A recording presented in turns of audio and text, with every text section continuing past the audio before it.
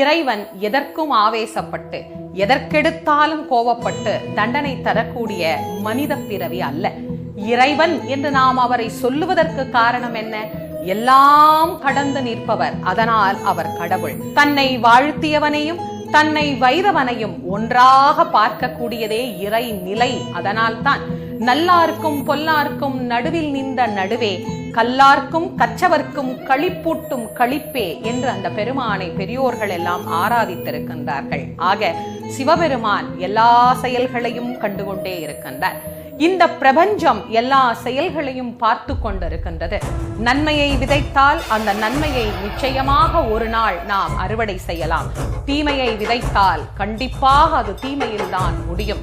இன்னொருவர் மனம் நோக நடக்கக்கூடாது என்பதை மனிதத்துவமாக நாம் பார்க்க வேண்டும் என்பதை எல்லோருக்கும் என்னுடைய வேண்டுகோளாக நான் வைத்துக் கொள்கின்றேன்.